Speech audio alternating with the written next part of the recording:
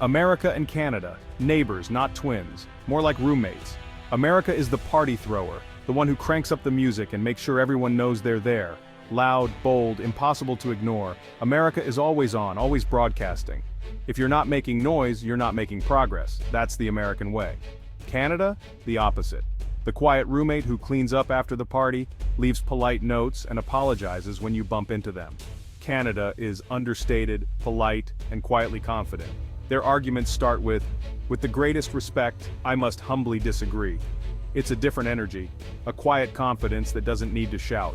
This contrast was never clearer than in June 2025. America was, as always, the center of attention. New shows, new drama, endless noise. Meanwhile, Canada was preparing for a moment of national significance, steeped in tradition and quiet pride. No fanfare, just careful preparation, polishing silverware, pressing uniforms, brewing tea. While America launched the next big thing, Canada tended to its roots. It was a week that would put this difference in character on the world stage. Not a clash of arms, but a battle of volume versus value. One nation about to make a grand ceremonial statement about its identity, the other, a grand impulsive statement on social media. The world, caught between a polite whisper and a deafening roar, was about to witness one of the most entertaining and bizarre political reality shows ever. Spoiler, the polite ones had surprises up their sleeves. Sometimes the quietest voice in the room is the one you remember. And this week, Canada was about to prove it. Let the show begin. Ottawa looked like a storybook. King Charles III had arrived for his first official address to Parliament. The city gleamed, Mounties in red, a quiet hum of anticipation in the air. This wasn't just a speech, it was a reaffirmation of history, a nod to Canada's roots. Inside, the Senate chamber buzzed, not with chaos but with dignified excitement. King Charles, the modern monarch, took his place, not as ruler but as a symbol. His speech was diplomatic, warm, and bilingual, praising Canada's leadership, resilience, and decency. No shocking headlines, just a narrative of quiet strength and enduring values. The applause was long, respectful, a nation quietly proud. Prime Minister Mark Carney watched, contemplative. This was his Canada, comfortable in its skin, respectful of its past, clear-eyed about its future. The ceremony reminded everyone, true strength doesn't need to shout. Sometimes it's a calm, dignified voice that carries the furthest. And that, right there, set up the punchline nobody saw coming.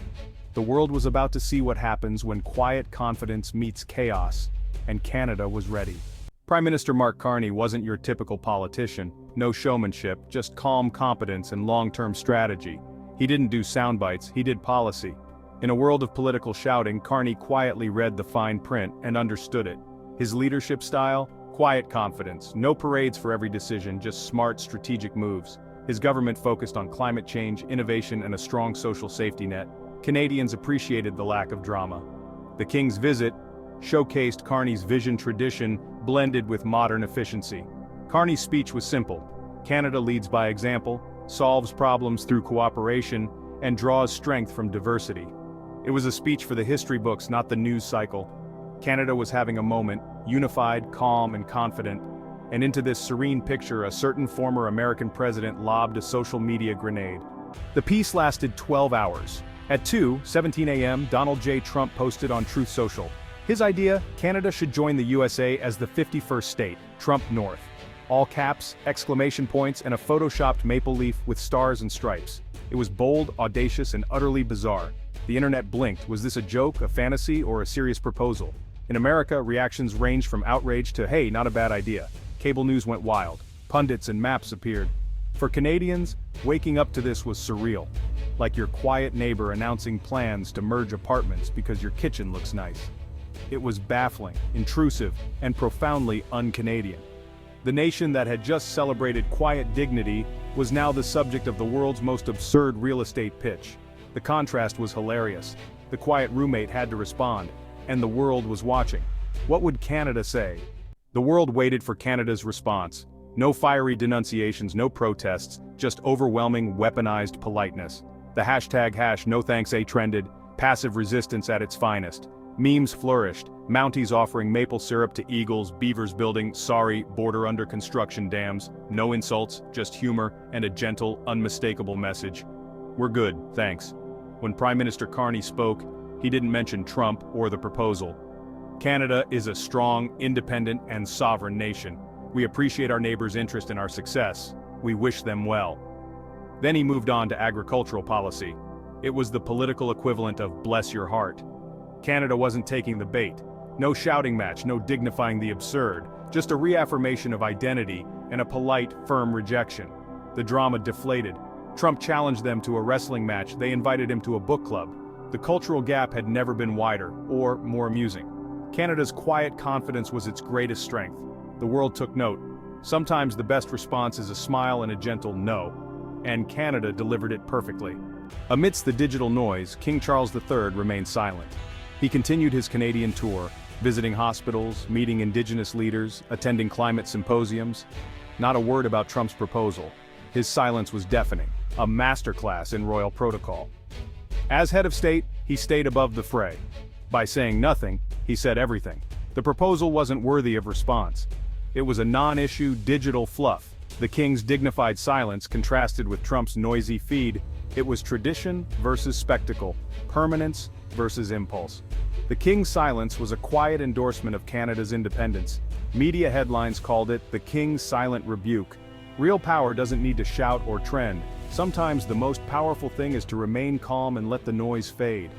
The king's visit became a living demonstration of Canada's core values: stability, dignity, and quiet self-assurance. And the world noticed. Trump doesn't take silence for an answer. He doubled, then tripled down. Truth Social became a non-stop Trump North infomercial. Promises of high-speed rail from Miami to Montreal, Raptors NBA championships, MAGA hats with maple leaves. The American media ate it up. Every post was a headline. Trump's supporters flooded social media with arguments for annexation. The whole affair became a surreal reality show. Will Canada say yes? Canadians watched with amused detachment. Checking Trump's feed became a national pastime. The Trump North saga united Canadians in laughter. Trump thought he was negotiating a deal. Really, he was giving Canada the best free team-building exercise in its history. As the noise continued, Canada's response evolved, still polite, now more resolute. #NoThanksa was joined by Pride in Canada events, cleanups, festivals, tree planting. Canadians showed patriotism by doing, not shouting. It was a protest of positive action, a uniquely Canadian resistance. The message: we're too busy making our country better to join yours. While Trump promised imaginary trains, Canadians built real bike lanes. While he talked oil, they invested in green energy, the Carney Doctrine in action, substance over spectacle. Canada's strength wasn't in shouting but in unity, kindness, and quiet confidence. The Trump North saga faded, as all storms do. But the memory lingered, a week when Canada chose not to shout back. Instead, it spoke in a clear, calm, unified voice. We appreciate the offer, but we're happy being us. True strength isn't being the loudest in the room. It's having the quiet confidence to be yourself, and maybe, just maybe, leaving a polite note on the fridge for your noisy neighbor. The world learned kindness is a superpower.